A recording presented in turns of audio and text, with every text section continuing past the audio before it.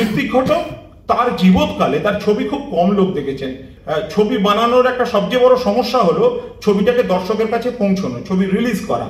এখন যেরকম অনেকগুলো, তাও এখনো খুব কঠিন আছে, এখন যে সহজ হয়ে গেছে তা নয়। একটা ছবি বাণিজ্যিকভাবে যদি মুক্তি দিতে চান একই রকম বিপদের মধ্যে দিয়ে যেতে হয়, একই জমজমাটের মধ্যে দিয়ে যেতে হয়। কিন্তু তা সত্ত্বেও অনেক রকমের মঞ্চ আছে, অনেক রকমের প্ল্যাটফর্ম আছে। ঋত্বিক ঘটকের সময় একটাই ছবি প্রকাশ করার জায়গা, কাজেই তার ছবি খুব বেশি দর্শক দেখেছেন বা খুব মেঘে ঢাকা তারা বাদ দিলে বাকিগুলো খুব জনপ্রিয় হয়েছে, অনেক লোক গিয়ে দেখেছেন এমনটা নয়।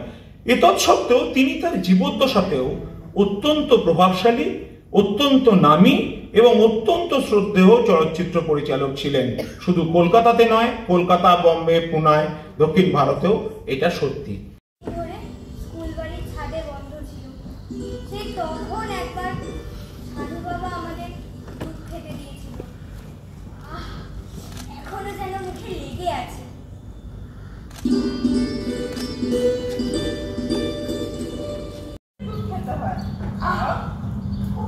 বলছি তো খাবো না, দুধ খেতে আমার একটু ভালো লাগে না।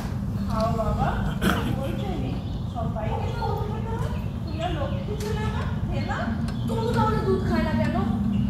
ও মা, কে বলেছে তাহলে দুধ খায় না?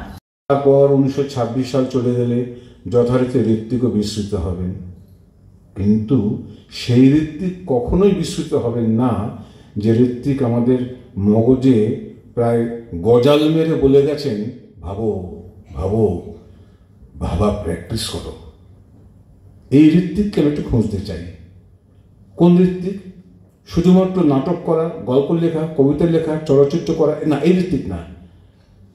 সাংস্কৃতিক সংগঠক ঋত্বিক ঘটক।